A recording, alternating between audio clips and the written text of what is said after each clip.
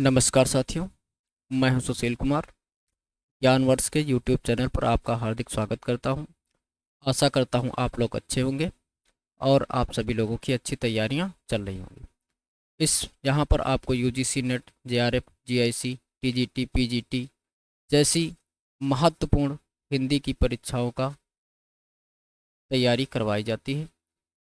यहाँ पर हम भक्ति काल के पिछले 4 सेशन हो चुके हैं और आज हम भक्ति काल के सगुण काव्य धारा की सामान्य परिचय के बारे में अध्ययन करने वाले हैं। अगर अभी तक आपने पीछे के सेशन नहीं देखे हैं तो उसका लिंक डिस्क्रिप्शन बॉक्स में दिया है, आप वहां से वो सेशन देख सकते हैं और अपनी तैयारी को मजबूत कर सकते हैं। और हाँ, अगर आपको प्रत्येक क्लास की फ्री पीडीएफ चाहिए, अगर आप प्रत्येक क्लास की फ्री पीडीएफ पाना चाहते हैं तो आप हमारे व्हाट्सएप और टेलीग्राम चैनल से जुड़ना बिल्कुल ना भूलें। इसका लिंक डिस्क्रिप्शन बॉक्स में दिया है। तो चलिए शुरू करते हैं, बिना देरी किए हुए आज के सेशन की शुरुआत करते हैं। सबसे पहले हम देखेंगे कि सगुण भक्ति धारा, जो सगुण काव्य धारा है, तो उसका उद्भव और विकास कैसे हुआ है। अगर आचार्य रामचंद्र शुक्ल के अनुसार बात की जाए तो शुक्ल जी ने श्रद्धा और प्रेम के योग का नाम भक्ति कहा है। यानी शुक्ल ने क्या बताया है कि श्रद्धा और प्रेम के योग का नाम भक्ति है। भक्ति साहित्य में प्रस्थान त्रयी उपनिषद, गीता तथा ब्रह्म सूत्र को कहा गया है। यानी भक्ति साहित्य में प्रस्थान त्रयी इसे बोला गया है। उपनिषद, गीता तथा ब्रह्म सूत्र को प्रस्थान त्रयी कहा गया है। नारद भक्ति सूत्र में भक्ति के 11 भेद माने गए हैं, जो इस प्रकार हैं: गुण महात्मा शक्ति, रूपाशक्ति, पूजाशक्ति, स्मरणाशक्ति, दास्याशक्ति, संख्याशक्ति, कांताशक्ति, वात्सल्याशक्ति, आत्मनिवेदनाशक्ति और तन्मयता शक्ति और परम विरहा शक्ति। ये क्या हो जाएंगे? 11 जो शक्तियां हैं, ये नारद भक्ति सूत्र में वर्णित हैं। आगे बात करें, भगवत पुराण में नवधा भक्ति का उल्लेख है, तो इस प्रकार है: श्रवण हो गया, कीर्तन, स्मरण, पाद सेवन, अर्चन, वंदन, दास, संख्य और आत्मनिवेदन। ये नवधा भक्ति का हो जाएंगी जो भगवत पुराण में वर्णित हैं। आगे अगर बात किया जाए तो वैष्णव धर्म में सर्वप्रथम भागवत धर्म आता है। भागवत धर्म के बाद क्रमशः सात्वत, पंचरात्र तथा नारायणी धर्म का उदय माना जाता है। अगर वैष्णव धर्म की बात करें तो इसमें सबसे पहले भागवत धर्म का उदय माना जाता है, जिसके प्रवर्तक वासुदेव हैं। इसके प्रवर्तक कौन माने जाते हैं? वासुदेव माने जाते हैं। आगे अगर बात करें, सात्वत धर्म के प्रवर्तक वासुदेव माने जाते हैं। पांच रात्र में रात्र शब्द का अर्थ ज्ञान है। परम तत्व, मुक्ति, भुक्ति, योग तथा विषय यानी संसार, इन पंचविध ज्ञान वचन को पांच रात्र धर्म कहते हैं। वैष्णव भक्ति का उदय दक्षिण भारत में माना जाता है। दक्षिण भारत से ही सगुण भक्ति की भी उत्पत्ति स्वीकार की जाती है। वैष्णव भक्ति का आधार ग्रंथ भागवत, यानी कि वैष्णव भक्ति का आधार ग्रंथ क्या है? भागवत महापुराण माना जाता है। वैष्णव भक्ति के आदि आचार्य रामानुजाचार्य माने जाते हैं। वैष्णव भक्ति के संप्रदाय यानी आचार्य दर्शन निम्नलिखित हैं। वैष्णव धर्म के जो आचार्य और प्रवर्तक और जो संप्रदाय है और उनका जो दर्शन है वो इस प्रकार से दिया गया है। संप्रदाय, ये इधर संप्रदाय दे रखे हैं, ये प्रवर्तक हो जाएंगे, ये जन्म मृत्यु ये इनके गुरु हो जाएंगे, दर्शन हो जाएंगे और ये जन्म स्थान हो जाएगा। तो अगर बात करें सबसे पहले कौन सा संप्रदाय आएगा? श्री संप्रदाय। अगर श्री संप्रदाय की बात की जाए तो इसके प्रवर्तक रामानुजाचार्य हो जाएंगे और इनका समय 1016 से 1127 ईस्वी के बीच में माना जाता है। और इनके गुरु यादव प्रकाश। इन्होंने दर्शन कौन सा है इनका, विशिष्टाद्वैतवाद इनका दर्शन हो जाएगा। और जन्म स्थान की बात की जाए तो कांचीपुरम दक्षिण भारत इनका जन्म स्थान हो जाएगा। अगले नंबर पे बात करें ब्रह्म संप्रदाय, तो ब्रह्म संप्रदाय के प्रवर्तक मध्वाचार्य हो जाएंगे। और इनका समय 1199 तथा दर्शन इनका द्वैतवाद है। और इनका जन्म स्थान बेलग्राम माना जाता है। अगले नंबर पर रुद्र संप्रदाय की अगर बात किया जाए तो इसके प्रवर्तक विष्णु स्वामी हो जाएंगे, जिनका समय 1300 ईस्वी के ईस्वी माना जाता है। और इनका दर्शन शुद्धाद्वैतवाद दर्शन है। इसके बाद सनकादि संप्रदाय की अगर बात किया जाए तो इसके प्रवर्तक निम्बारकाचार्य हो जाएंगे, जिनका समय 1114 ईस्वी से 1162 ईस्वी के बीच माना जाता है। और इनके गुरु नारद मुनि हो जाएंगे। और दर्शन इनका क्या है, द्वैताद्वैतवाद इनका दर्शन है। और ये निम्बापुर के पूर्व इनका जन्म स्थान हो जाएगा। अगले नंबर पर पुनः रुद्र संप्रदाय आता है। अगर रुद्र संप्रदाय की पुनः स्थापना की बात किया जाए तो वल्लभाचार्य हो जाएंगे। इनका समय 1478 से 1530 ईस्वी माना जाता है। इनके गुरु कौन है, विष्णु स्वामी, जो पहले ही रुद्र संप्रदाय की का प्रवर्तन कर चुके थे। और इनका भी जो दर्शन है शुद्धाद्वैतवाद दर्शन इनका भी हो जाएगा। और ये इनका जन्म स्थान क्या है, चंपारण हो जाएगा।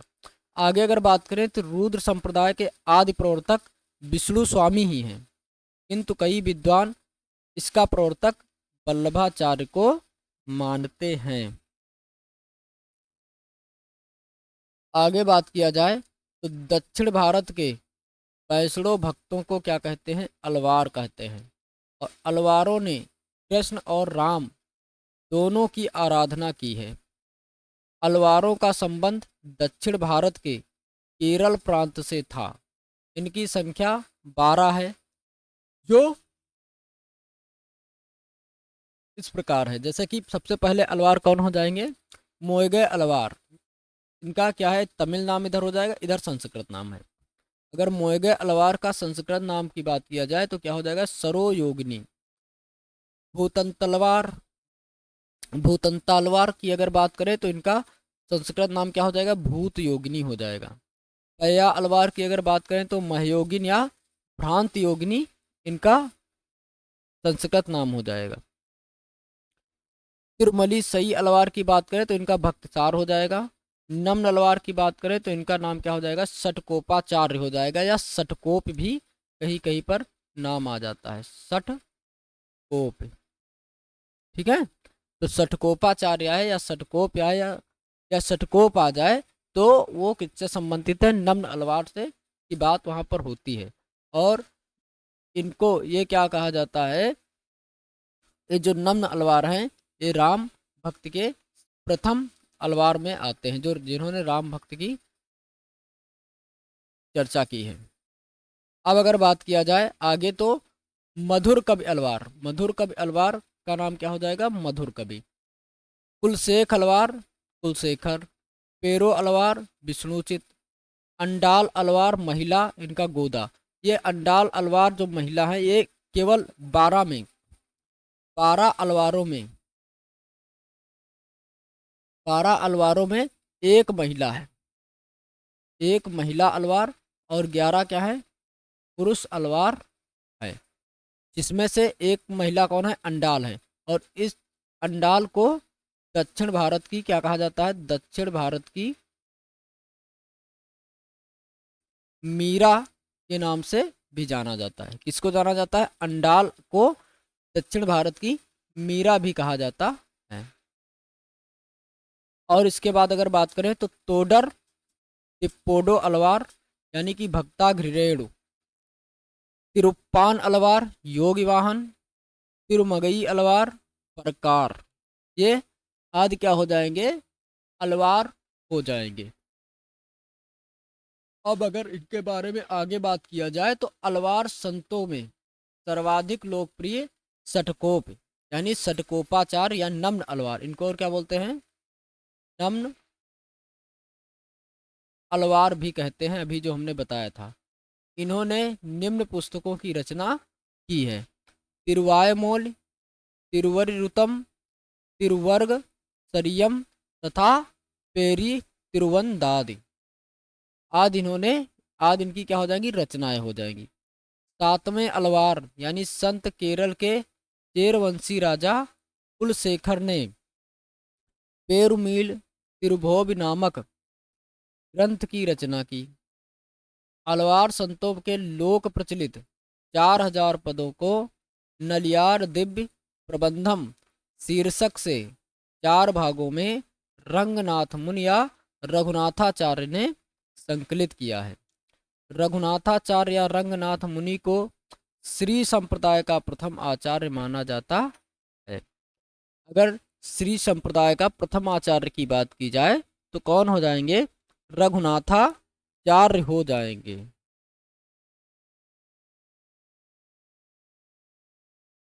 रघुनाथाचार्य हो जाएंगे।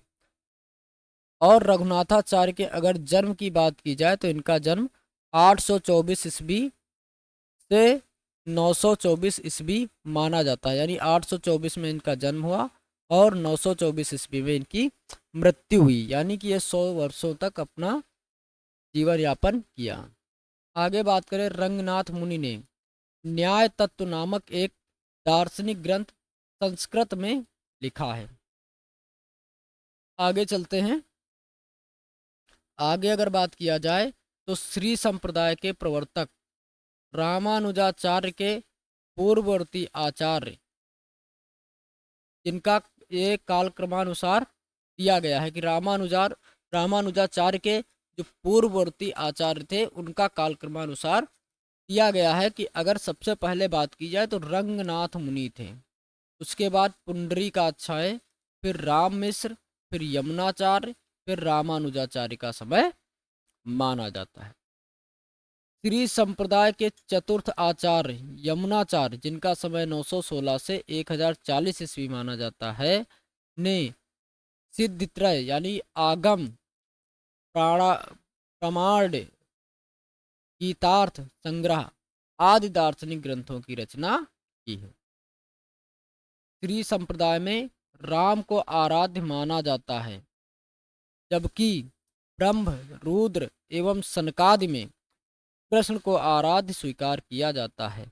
यानी श्री संप्रदाय में राम को आराध्य माना गया है तथा ब्रह्म, रुद्र और सनकादि संप्रदाय में कृष्ण को आराध्य बताया गया है। अहिंसावाद और प्रपत्तिवाद वैष्णव संप्रदाय का वैशिष्ट्य है। प्रपत्तिवाद का मतलब होता है शरणागति भक्ति। शरणागति भक्ति। प्रपत्तिवाद का मतलब क्या है? शरणागति भक्ति। और ये वैष्णव संप्रदाय का क्या है? वैशिष्ट्य माने जाते हैं, अहिंसावाद और प्रपत्तिवाद। प्रपत्तिवाद को शरणागति भी कहा जाता है। वैष्णव संप्रदाय में प्रपत्ति या शरणागति के 6 अंग माने गए हैं। ये 6 अंग कौन कौन से हो जाएंगे? तो अनुकूल का संकल्प, प्रतिकूल का त्याग, रक्षा का विश्वास और गोत्रत्व वर्ण, और इसी के साथ में आत्मनिरपेक्ष तथा कार्पण्यता, ये क्या हो जाएंगे? इसके अंग हो जाएंगे। आगे बात करें शंकराचार्य। अगर शंकराचार्य के जन्म की बात किया जाए तो इनका समय क्या माना जाता है? 8वीं सदी के आसपास केरल माना जाता है। शंकराचार्य ने अद्वैत वेदांत की स्थापना की तथा प्रस्थान त्रयी का भाष्य किया। शंकराचार्य के गुरु का नाम गोविंद योगी था। शंकराचार्य ने स्मार्त संप्रदाय का प्रवर्तन किया, जो पंचदेवोपासना पर आधारित है। कुछ विद्वान शंकराचार्य को प्रच्छन्न बौद्ध भी कहते हैं, क्योंकि इनके गुरु गौड़पाद बौद्ध थे। यानी जो शंकराचार्य हैं, शंकराचार्य के गुरु क्या थे? गौड़पाद बौद्ध थे। दक्षिण के शैव भक्तों को नयनार कहा जाता है, जिनकी संख्या 63 बताई जाती है। नैनार। नैनार का मतलब क्या हुआ? शिव भक्त, ठीक है, जो शिव की आराधना करते हैं। जो शिव की आराधना करते हैं उन्हें क्या बोलते हैं? शैव या नय, इधर शैव या नैनार कहा जाता है, शैव या नैनार कहा जाता है, ठीक है। इनकी संख्या कितनी है? 63 है। 63 में 3 क्या है? महिला है। 3 महिला नैनार हैं। आगे चलते हैं। बात किया जाए दक्षिण के अलवार संतों की भाषा तमिल थी। अलवार की भाषा क्या थी? तमिल थी। अलवारों ने प्रसिद्ध अलवारों में प्रसिद्ध एकमात्र महिला अंडाल, इसको अंडाल भी लिखते हैं, आंडाल ऐसे भी कभी कभी लिखा जाता है, ठीक है। अंडाल लिखा हो या आंडाल लिखा हो, दोनों का मतलब क्या हो जाएगा? एक ही। और गोदा क्या है? ये संस्कृत नाम है। इस अंडाल का क्या है? संस्कृत नाम है। और इनको दक्षिण भारत की मीरा भी कहा जाता है। आगे चलते हैं। आइए अब कुछ प्रश्नों के बारे में चर्चा कर लिया जाए। द्वैतवादी वैष्णव संप्रदाय के प्रवर्तक हैं। अभी पीछे बात कर चुके हैं, तो बताइएगा द्वैतवादी संप्रदाय के प्रवर्तक कौन हो जाएंगे?